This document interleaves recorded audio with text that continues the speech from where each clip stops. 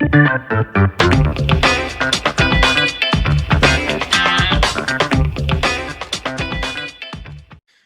and welcome to another episode of the Real Estate Investing Club. I'm your host, Gabe Peterson, and this is the place investors go to gain actionable advice, learn about current market trends, and hear war stories from other professional investors out there in the field today. Before we get started, I have two quick housekeeping items for you. First, if you like this episode, we would very much appreciate a like, subscribe, and share. It is the best way to support the show and keep it running far into the future. Second, if you're a new investor looking to get started in real estate or an experienced investor looking to take your investing to the next level, I've created an ebook just for you that will cover how to find deals that are actually deals, how to finance those deals with little to no money down, and how to exit those deals for maximum value. On top of that, I throw in an insane amount of free bonuses that you'll have access to once you buy the ebook. All I charge is our admin costs to keep this show running. So if you're serious about real estate investing and want to create both active and passive income as an investor, head on over to the website at therealestateinvestingclub.com and click on the button that says get the ebook in the upper right-hand corner to grab yourself a copy. With that said, let's dive right in. Today we have a very special guest with us, ready to drop some investor knowledge on you. So buckle up, grab your pen and paper, and enjoy the ride. All right, we are live with another episode of the Real Estate Investing Club. Today we have with us Maurice Philogene. Maurice is a man of many, many talents. He is senior executive, real estate investor, restaurant owner, international explorer, having been to 96 countries. Woo!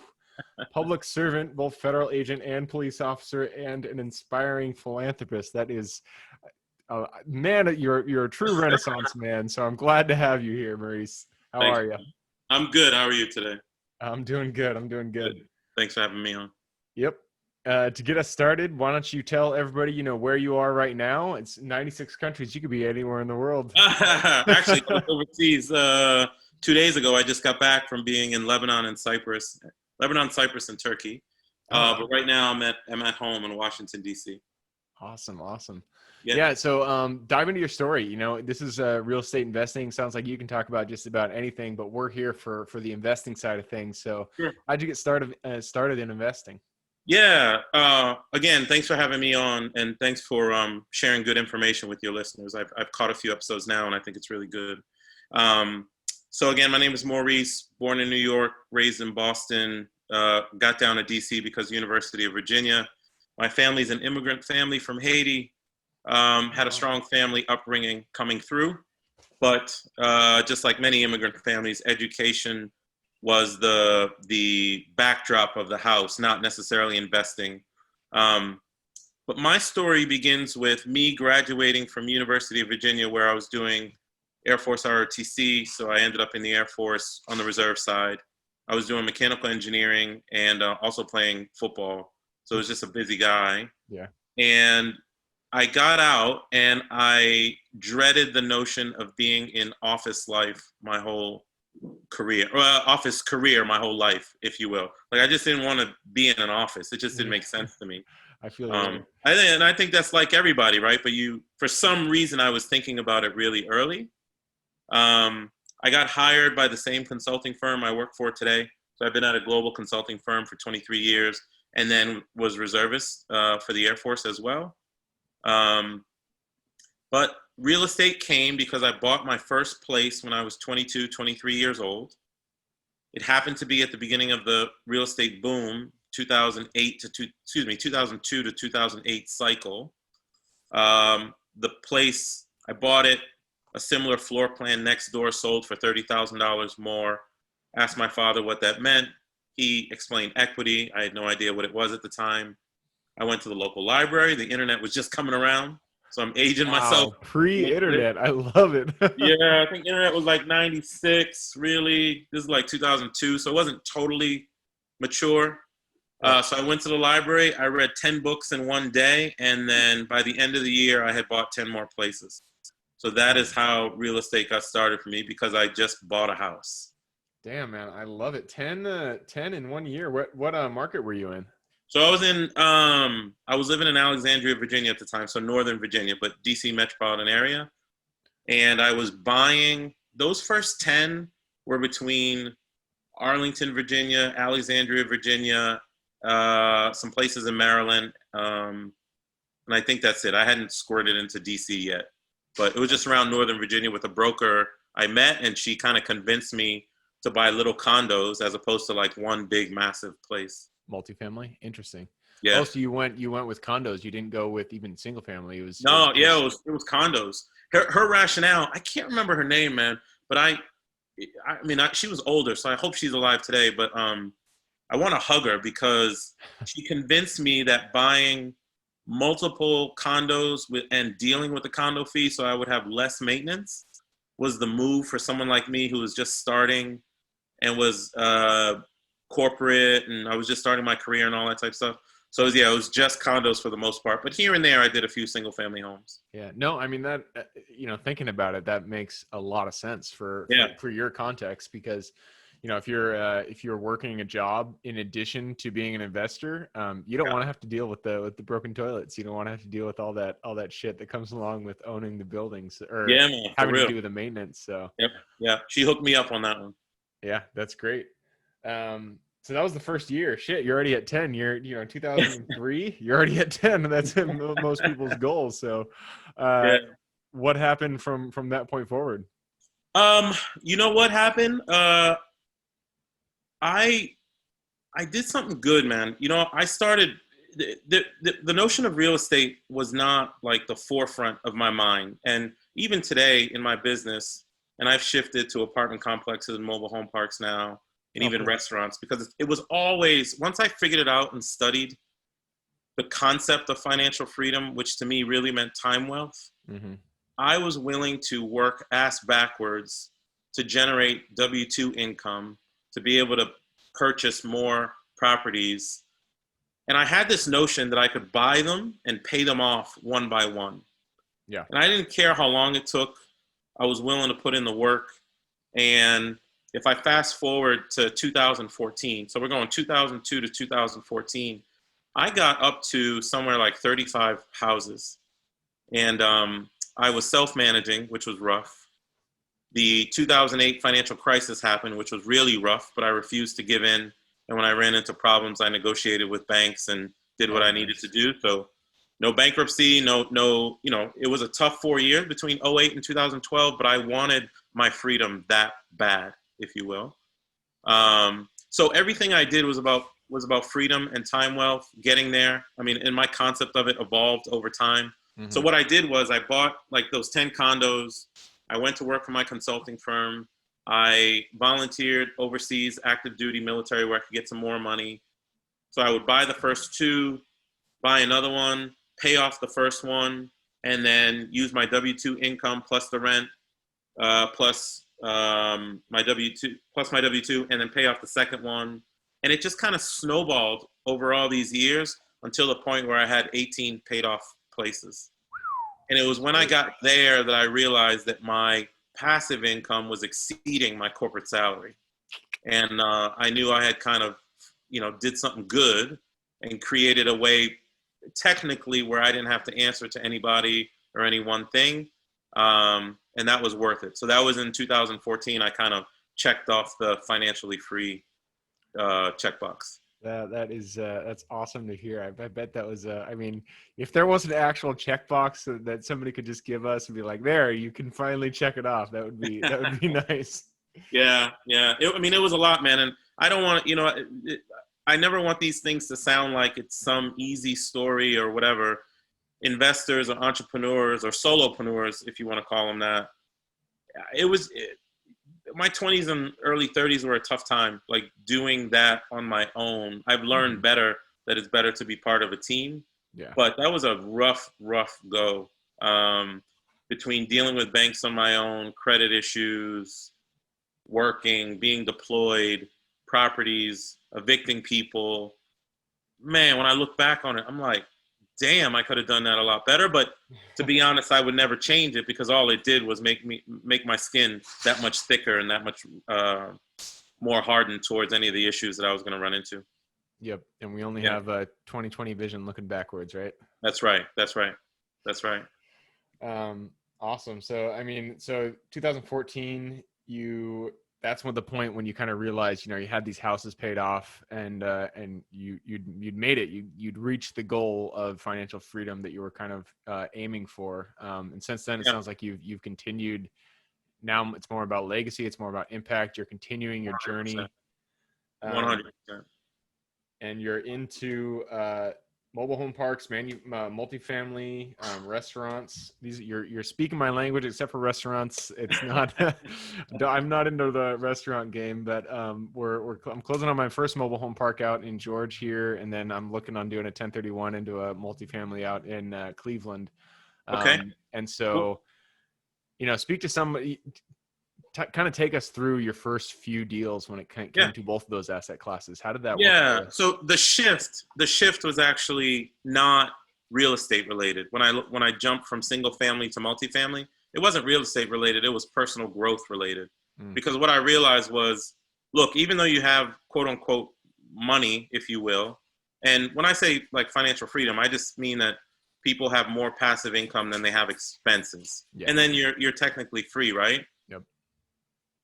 But you quickly learn that money doesn't provide you happiness, and money's not a growth thing.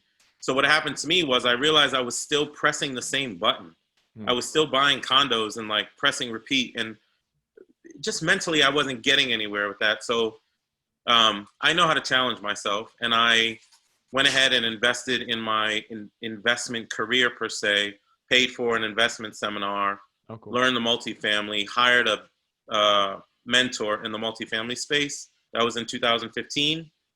It took me about 2 years between a deployment overseas to the Mideast and Turkey, to the Mideast and Africa, to get over the limiting beliefs of if I could do it.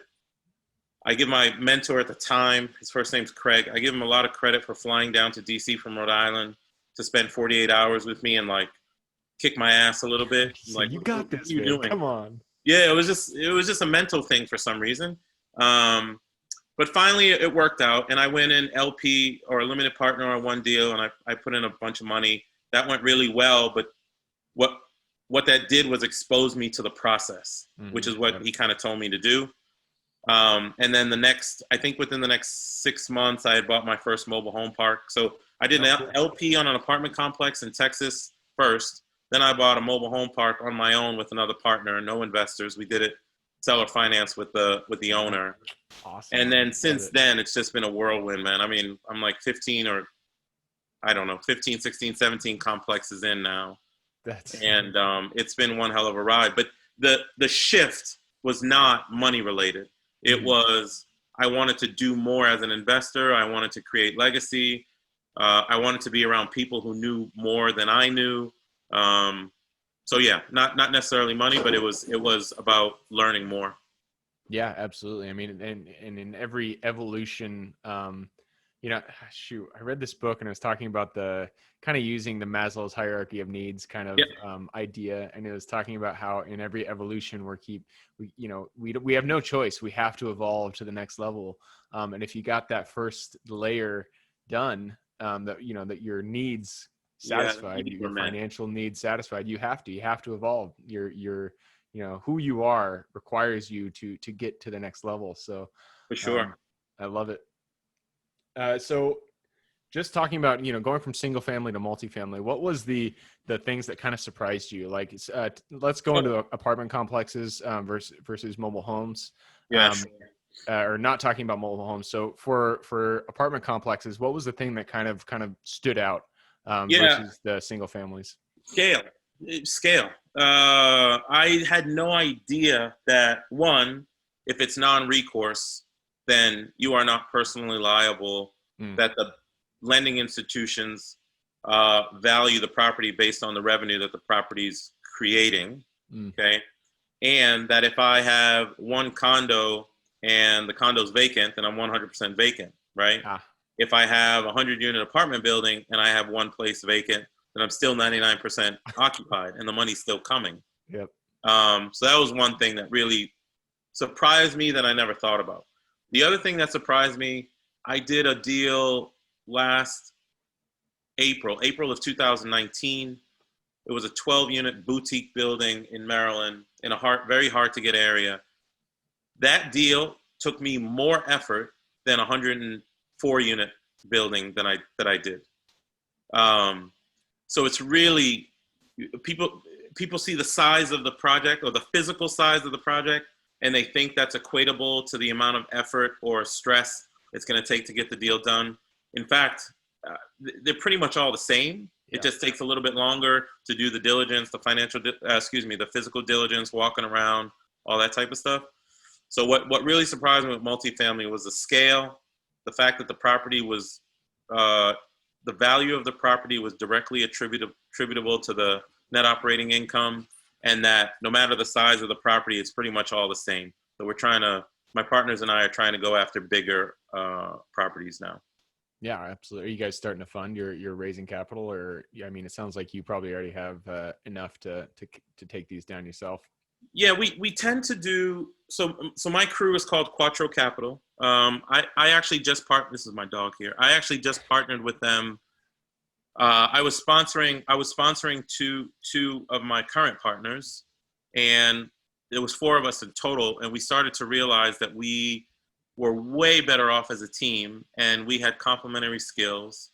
It's one of those things, right? Like there are very smart investors in the multifamily space. But if you're a one-man show, then you're the person making the relationships, doing the deals, talking to the bank, all that type of stuff, right?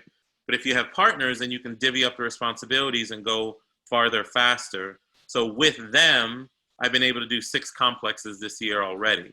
Oh, if man, it was that's just great. me, it might have been maybe 1 or 2 complexes only, right? Yep. So it's been good, but we actually focus on joint ventures for the most part, because we like to really have intimate knowledge of, or like our partners to have intimate knowledge of the deal. And frankly, we just like working with people and helping people grow. I've done a couple syndications now. I will have to do more syndications as I get larger, but the problem for me sometimes with syndications is you lose the intimacy of who you're working with, and I don't necessarily like that, man. I like to be part of people's growth, and joint ventures just work better for me. Yep. Nope. That makes complete sense to me. Yep. Awesome. So I was going to ask what's the next step for you? It sounds like you guys are getting, I mean, you've done 6 already this year. That's killing it. You guys are crushing it. Yeah. So the next step for you, it sounds like you're getting into a little bit bigger multifamily, more units. Yep. We are. So I mean, we're continuing down the path of locating deals and doing our joint ventures. We're going to have to syndicate now because there's a particular deal that popped up in the $11 million range. That's just a bit too much for the joint venture structure that we do. But here's the model of Quattro Capital. Okay, we are a core group. I love them. They're my family. Matter of fact, I mentioned to you I was over in Lebanon. They supported me going over there. Part of our pillars, we have 4 pillars: people, property, profits, and philanthropy. So when the recent blast on August the 4th happened in Lebanon, I went over to help a lot of my friends that I have over there. And in 4 days, we raised $12,000, and I took it and went to go impact people's lives. So we are a very tight-knit crew, and I love that. But what we're trying to do and what we've recognized is it's really important to give back to people and uplift people. Put your hand down the ladder the way that people put their hand down the ladder for you. So we have affiliate partners or people who are trying to get in the business. Usually people who are professional in nature, have some level of experience, maybe have done 1 or 2 deals, or at least have the capacity to push a deal through. We'll partner, wrap our arms around them, sponsor the deal, raise the capital, teach them how to do the asset management, et cetera, et cetera. It's almost like it's not mentoring per se, but it's bringing people into the family. So we don't take on everybody, but we do look for people to kind of partner with in that realm. So we have 2 kind of affiliates that are working with us now, and all that's starting to happen, it's just starting to blow up, right? We have more eyes out there, more feelers out there, more relationships. And now the pipeline has just gotten to the point where we're actually having to turn deals away, right? And everyone benefits because we're not where some, let's say, sponsors will take a significant portion of the GP just for even sponsoring. We don't do that at all. Like, we're totally equitable partners, because the goal is not just money. And I'm kind of sick of hearing in the industry, and I say this all the time, I'm tired of people saying how many units they have, and it doesn't matter. It matters how much income or equity you're generating for the benefit of your family and your life goals and what you want to do, and escaping the matrix and leaving the W-2 world. But part of it is also helping other people grow. So I am wholeheartedly focused on helping other people grow in the space, just like people that helped me. So that's the focus right now, is helping people. I love it, man. So, I mean, it sounds like you guys, what you're doing out there, I approve of it. I think it's awesome. If somebody wanted to get involved with you, what would be the way that they would go down that path? Yeah, 100%. So they would go to the Quattro Way, W-A-Y, thequattroway.com. You can find me on there on the About page. My particular page is there, and there's a button at the bottom that just says Let's Connect. I will, and it's not even just about real estate, man. I will talk to anyone about what real estate can do from a financial freedom and time wealth perspective. And if I can help that person and they really have the value of trying to figure that stuff out, I'll find a way to help, whether or not it's formal with us or it's not formal with us. So find me on thequattroway.com. And we've kind of coined that because our way of doing business is very different. I'm not chasing money anymore at all. I'm chasing relationships with people, but this is just a byproduct of it. And then I'm on Instagram and LinkedIn, where I really spend a lot of time on Instagram because that shows all my travels and the police stuff. And because, dude, real estate is not my life. My life is my life, and real estate is a tool to live my life extremely, extremely well. That's why I do so many things outside of real estate. Absolutely. Yeah. Cool. So if you guys, if people listening and watching, if anybody wants to get in contact with Maurice, you have his contact information. Go out and reach out to him. Sounds like they're a great group to work with. I will also put the URL in the show notes below. So if you click the little more in the description of the episode, click that guy. It'll pop down with all the info there, and you'll be able to find his URL down there. Awesome. Maurice, we're nearing the end of the episode, so I'm going to have to push us into the quick question round. This is just where I ask you quick questions and you give me quick answers in response.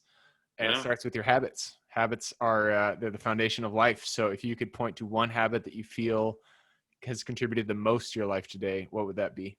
That's waking up at 4 a.m. I'm one of those guys. So I probably at least 4 days a week, if not 5, I'm out the door by 4 a.m. and at the gym. I'm done by 5:15, but I usually work on real estate between 5:30 and 7:30 in the morning before my kid gets up. So I can squeeze 2-3 hours extra time out to work on the side hustle. Even though I'm still a full-time W-2 employee, I'm always working on real estate in the morning or late at night.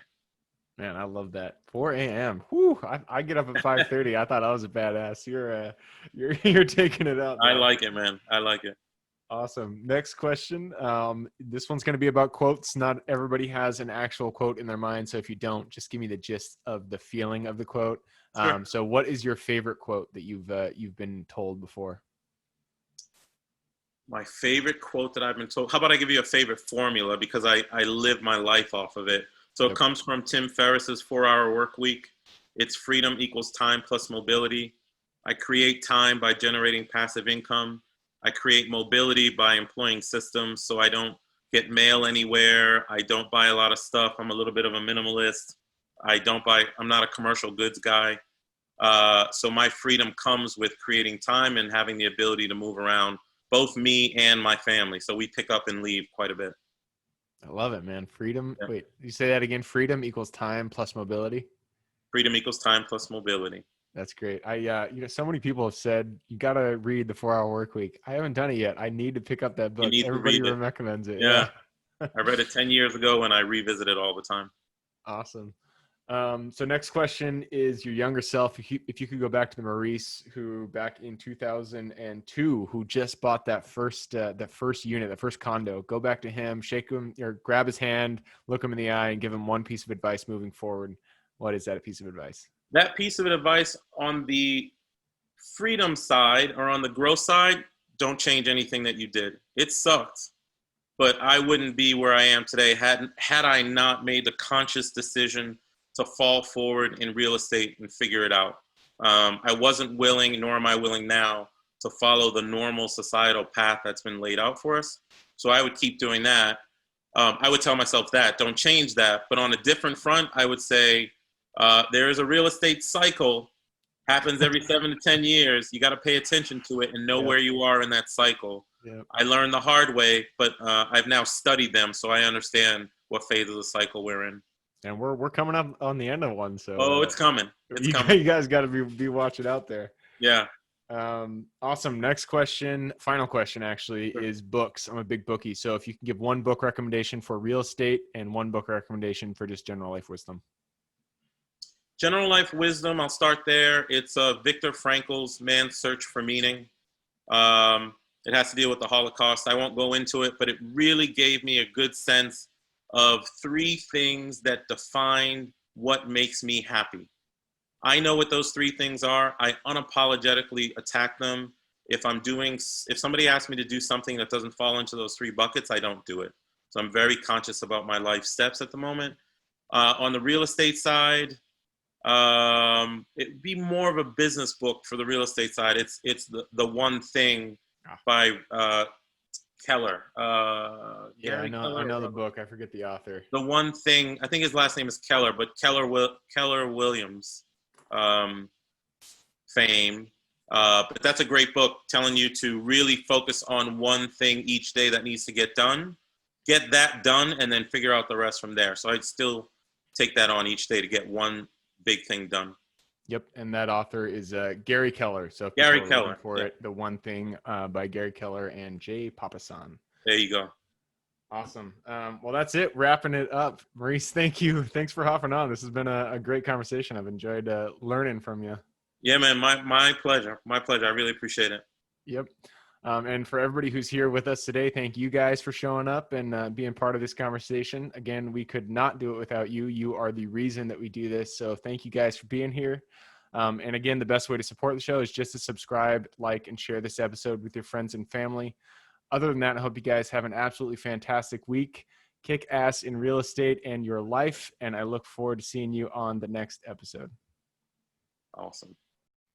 Thank you for joining us for another episode of the Real Estate Investing Club. I hope you guys enjoyed the episode as much as I enjoyed putting it on, and we're able to pull some actionable advice that you can apply in your own investing today in the field.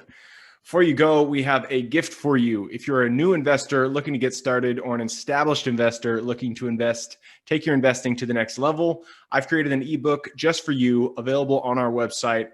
This ebook will cover how I was able to create both active and passive income in real estate with very little money to start with. In it, I will address the 3 most often cited obstacles new and veteran investors run into by showing you how to find deals that are actually deals, how to finance a deal with little to no money down, and how to exit those deals for maximum value. And if you get the ebook today, I am throwing in a bundle of bonuses, 7 of them to be exact. The first one will be the off-market lead generation blueprint, which will take you through the exact systems and processes we use to generate off-market leads like clockwork, which is the most important skill when it comes to creating wealth in real estate. The second bonus is the A to Z REI systems and vendors guide, which will allow you to peek under the hood of our business and see the exact tools, systems, and even the vendors we use to see the success that we do. And the third bonus is the top 100 best performing keywords pack, which will give you the exact keywords we use to target motivated sellers online using PPC ads. The fourth bonus is our contracts bundle for wholesaling and renting real estate, which will give you access to all the contracts we use in the field to execute all different types of transactions. After that is the Investors Quick Analysis Calculator and Offer Tool, which will allow you to quickly calculate whether a deal is an actual deal and will allow you to create an offer automatically from those calculations. This is a lot of bonuses that I said. I'm just going to keep going down the list. Number 6 is the Investor's Daily Success Tracker, which is a tracker you can use to ensure you are taking the right actions day in and day out to reach your financial goals in real estate. And the last bonus is the Wholesaler's Template for quick assignment cash, which will give you the templates we use to present our wholesale deals professionally and efficiently to our buyers. Whew, that is a bundle. So it's a mouthful. You get all of those bonuses for free when you download the ebook. All we charge is the admin cost to run the show. So if you're interested in the ebook and the bonus bundle, head on over to the website at therealestateinvestingclub.com. Click on Get the Ebook Bundle at the top of the page to take advantage of that deal. And with that said, I hope you have a fantastic day, an even better week. Keep rocking real estate, and I look forward to seeing you on the next episode.